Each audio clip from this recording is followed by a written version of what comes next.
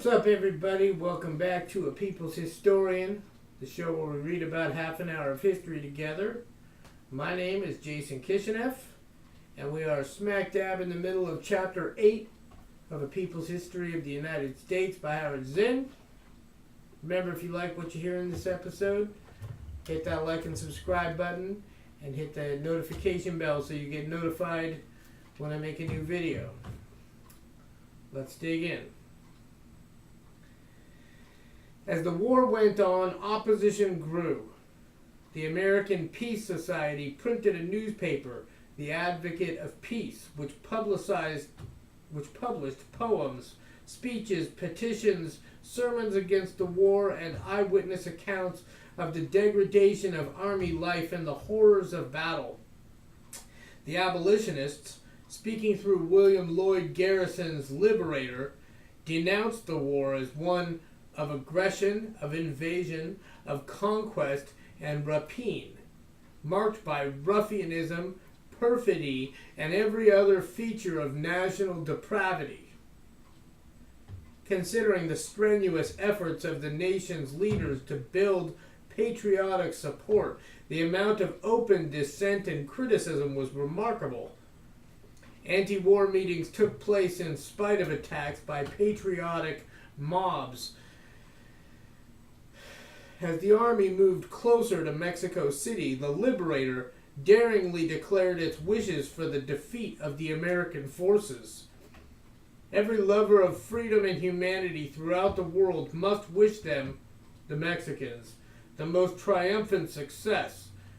We only hope that if blood has had to flow, that it has been that of the Americans, and that the next news we shall hear will be that General Scott and his army are in the hands of the Mexicans. We wish him and his troops no bodily harm, but the most utter defeat and disgrace. Can you imagine an American newspaper daring to say that these days? I can't. Frederick Douglass, former slave, extraordinary speaker and writer, wrote in the Rochester newspaper, the North Star, January 21st, 1848, of the present disgraceful, cruel, and iniquitous war with our sister republic. Mexico seems a doomed victim to Anglo-Saxon cupidity and love of dominion. Douglass was scornful of the unwillingness of opponents of the war to take real action. Even the abolitionists kept paying their taxes. I almost said stop paying their taxes, but that's what he was upset about.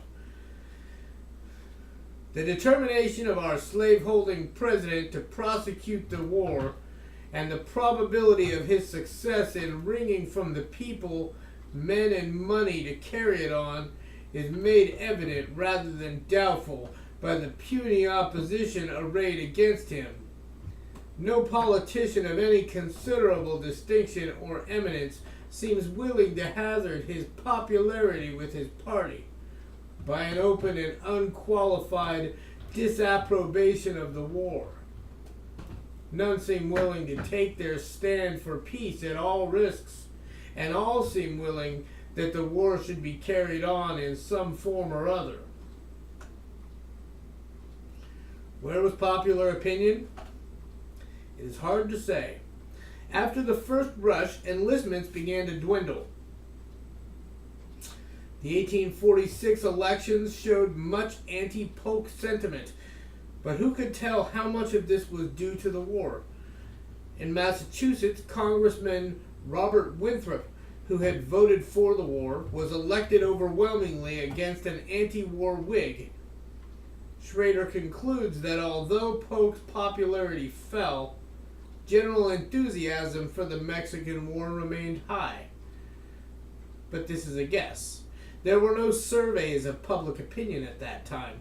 As for voting, a majority of the people did not vote at all. And how did these non-voters feel about the war? Historians of the Mexican War have talked easily about the people, and public opinion, like Justin H. Smith, whose 2-volume work, The War with Mexico, has long been a standard account. Of course, too, all the pressure of warlike sentiment among our people had to be recognized more or less, for such is the nature of popular government. Smith's success, however, is not from the people, but from the newspapers, claiming to be the voice of the people. The New York Herald wrote in August 1845, "The multitude cry aloud for war," and the New York Journal of Commerce, half playfully, half seriously, wrote, "Let us go to war. The world has become stale and insipid.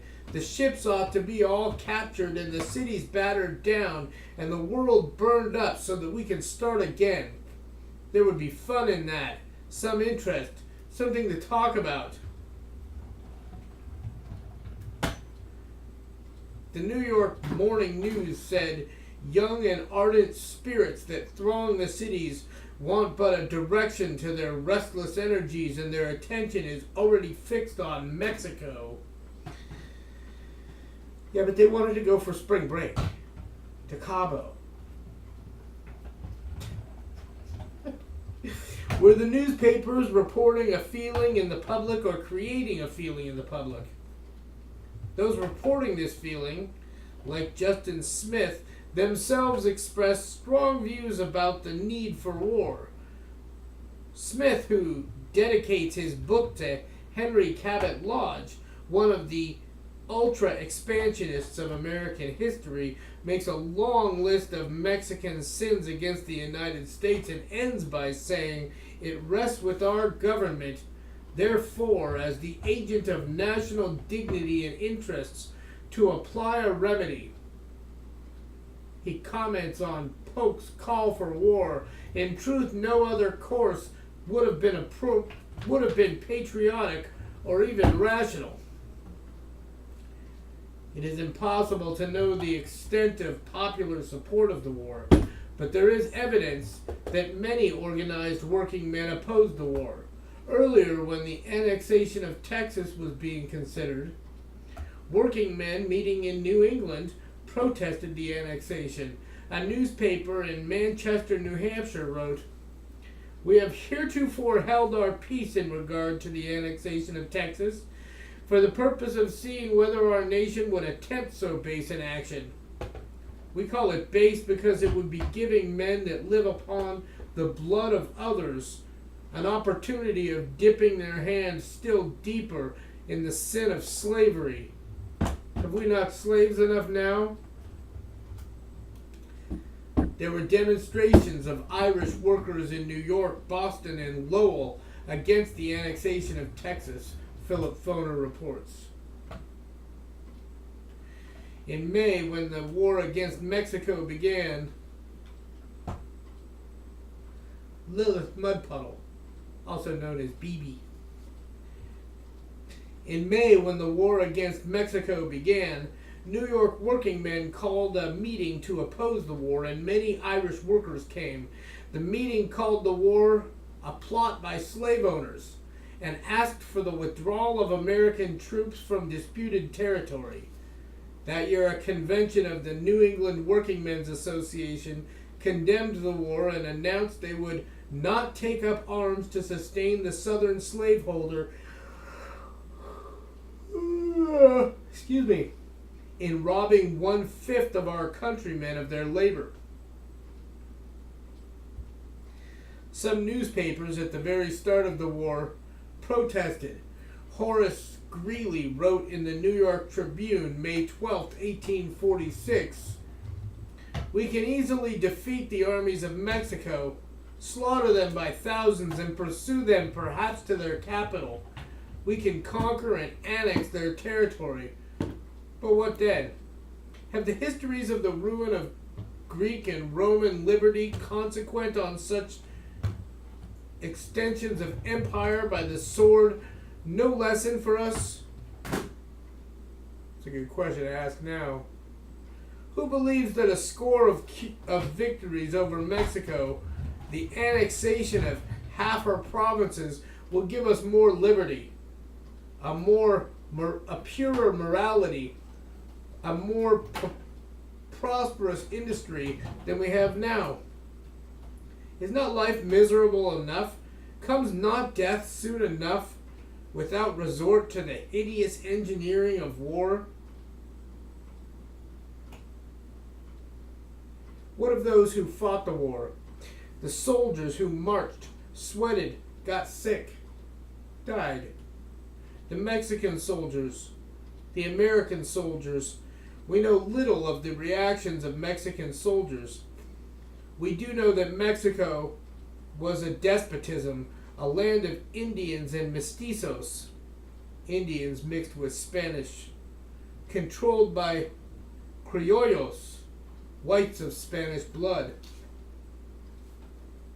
There were 1 million criollos, 2 million mestizos, 3 million Indians. Was the natural disinclination of peasants to fight for a country owned by landlords overcome by the nationalist spirit roused against an invader? We know much more about the American army. Volunteers, not conscripts, lured by money and opportunity for social advancements via promotion in the armed forces.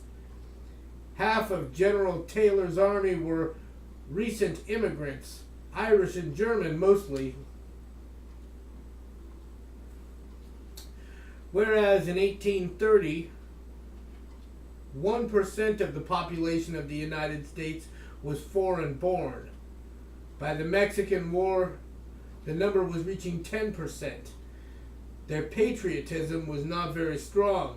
Their belief in all arguments for expansion paraded in the newspapers was probably not great.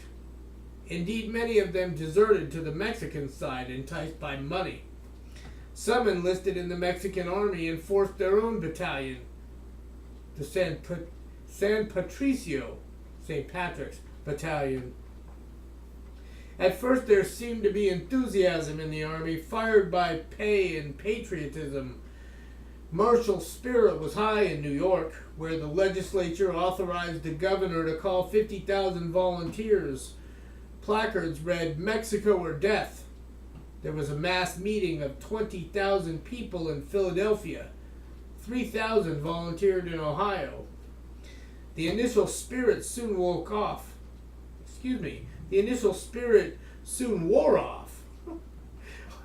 A woman in Greensboro, North Carolina, recorded in her diary, Tuesday, January 5th, 1847, "Today was a general muster and speeches by Mr. Gorrell and Mr. Henry. General Logan received them in this street and requested all the volunteers to follow after. As he walked up and down the street, I saw some 6 or 7 bad-looking persons following, with poor Jim Lane in front. How many creatures have been and are still to be sacrificed upon the altar of pride and ambition." Posters appealed for volunteers in Massachusetts.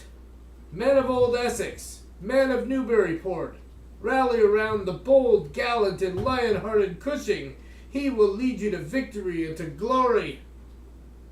They promised pay of $7 to $10 a month and spoke of a federal bounty of $24 and 160 acres of land.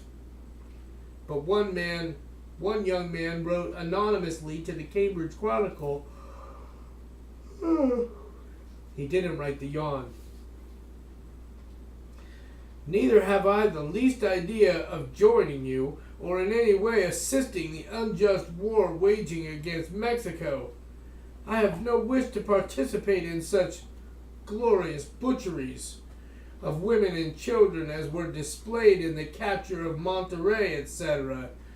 Neither have I any desire to place myself under the dictation of a petty military tyrant, to every caprice of whose will I must yield implicit obedience. No, sirree. As long as I can work, beg, or go to the poorhouse, I won't go to Mexico to be lodged on the damp ground, half starved, half roasted, bitten by mosquitoes and centipedes, stung by scorpions and tarantulas, marched, drilled, and flogged, and then stuck up to be shot at for $8 a month and putrid rations. Well, I won't. Human butchery has had its day, and the time is rapidly approaching when the professional soldier will be placed on the same level as a bandit, the Bedouin, and the thug. Reports grew of men forced to be volunteers. Forced to be volunteers? Impressed for service. One James Miller of Norfolk, Virginia, protested that he had been persuaded by the influence of an unusual quantity of ardent spirits to sign a paper enrolling for military service. Being drunk isn't the same as being forced. Next morning I was dragged aboard a boat landed at Fort Monroe and closely immured in the guardhouse for 16 days. There were extravagant promises and outright lies to build up the volunteer units. A man who wrote a history of the New York Volunteers declared, "If it is cruel to drag black men from their homes, how much more cruel it is to drag white men from their homes under false inducements and compelling them to leave their wives and children without leaving a cent or any protection in the coldest season of the year, to die in a foreign and sickly climate." Many enlisted for the sake of their families, having no employment and having been offered 3 months advance, and were promised that they could leave part of their pay for their families to draw in their absence. I boldly pronounced that the whole regiment was got up by fraud. A fraud on the soldier, a fraud on the city of New York, and a fraud on the government of the United States. By late 1846, recruitment was falling off, so physical requirements were lowered, and everyone bringing in acceptable recruits would get $2 a head. Even this didn't work.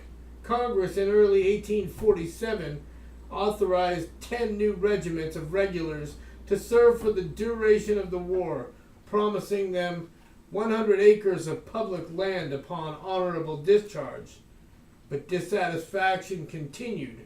Volunteers complained that the regulars were given special treatment.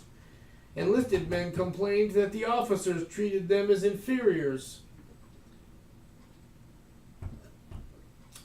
And soon the reality of battle came in upon the glory and the promises. On the Rio Grande before Matamoros, as a Mexican army of 5,000 under General Arista faced Taylor's army of 3,000, the shells began to fly, and artilleryman Samuel French saw his first death in battle. John Weems describes it. John Weems describes it. Sorry. He happened to be staring at a man on horseback nearby when he saw a shot rip off the pommel of the saddle, tear through the man's body, and burst out with the crimson gush on the other side. Pieces of bone or metal tore into the horse's hip, split the lip and tongue, and knocked teeth out of a second horse, and broke the jaw of a third. Wow. Lieutenant Grant, with the 4th Regiment, saw a ball crash into ranks nearby, tear a musket from one soldier's grasp, and rip off the man's head, then dissect the face of a captain he knew. When the battle was over, 500 Mexicans were dead or wounded. There were perhaps 50 American casualties. Weems describes the aftermath. Night-blanketed, weary men who fell asleep where they dropped on the trampled prairie grass, while around them other prostrate men from both armies screamed and groaned in agony from wounds. By the eerie light of torches, the surgeon's saw was going the livelong night. I don't want to think about the surgeon's saw. Away from the battlefield in the army camps, the romance of the recruiting posters was quickly forgotten. A young artillery officer wrote about the men camped at Corpus Christi in the summer of 1845, even before the war began. It becomes our painful task to allude to the sickness, suffering, and death from criminal negligence. 2/3 of the tents furnished the army on taking the field were worn out and rotten, provided for campaigning in a country almost deluged 3 months of the year. During the whole of November and December, either the rains were pouring down with violence, or the furious northers were showering the frail tent poles and rending the rotten canvas. For days and weeks, every article in hundreds of tents was thoroughly soaked. During those terrible months, the sufferings of the sick in the crowded hospital tents were horrible beyond conception. The 2nd Regiment of Mississippi Rifles, moving into New Orleans, was stricken by cold and sickness. The regimental surgeon reported, 6 months after our regiment had entered the service, we had sustained a loss of 167 by death and 134 by discharges. The regiment was packed into the holds of transports, 800 men into 3 ships. The surgeon continued, the dark cloud of disease still hovered over us. The holds of the ships were soon crowded with the sick. The effluvia was intolerable. The sea became rough. Through the long dark night the rolling ship would dash the sick man from side to side, bruising his flesh upon the rough corners of his berth. The wild screams of the delirious, the lamentations of the sick, and the melancholy groans of the dying kept up one continual scene of confusion. 4 weeks we were confined to the loathsome ships, and before we had landed at the Brazos, we consigned 28 of our own men to the dark waves. Meanwhile, by land and by sea, Anglo-American forces were moving into California. A young naval officer, after the long voyage around the southern cape of South America and up the coast of Monterey in California, wrote in his diary, Asia will be brought to our very doors. Population will flow into the fertile regions of California. The resources of the entire country will be developed. The public lands lying along the route of railroads will be changed from deserts into gardens, and a large population will be settled. It was a separate war that went on in California, where Anglo-Americans raided Spanish settlements, stole horses, and declared California separated from Mexico. The Bear Flag Republic. Hey, that's us. I live in California. Indians lived there, and Naval Officer Revere gathered the Indian chiefs and spoke to them. As he later recalled, I have called you together to have a talk with you. The country you inhabit no longer belongs to Mexico, but to a mighty nation whose territory extends from the greatest ocean you have all seen or heard of to another great ocean thousands of miles toward the rising sun. I am an officer of that great country, and to get here have traversed both of those great oceans in a ship of war which, with a terrible noise, spits forth flames and hurls forth instruments of destruction, dealing death to all of our enemies. Our armies are now in Mexico and will soon conquer the whole country, but you have nothing to fear from us if you do what is right.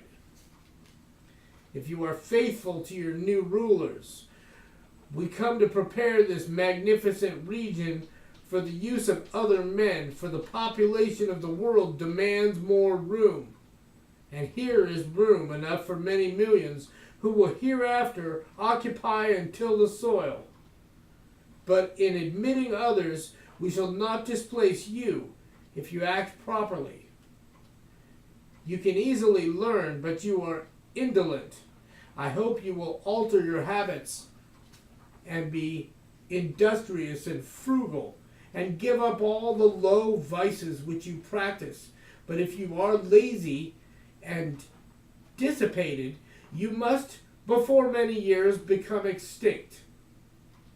We shall watch over you and give you true liberty, but beware of sedition, lawlessness, and all other crimes, for the army which shields can assuredly punish, and it will reach you in your most retired hiding places.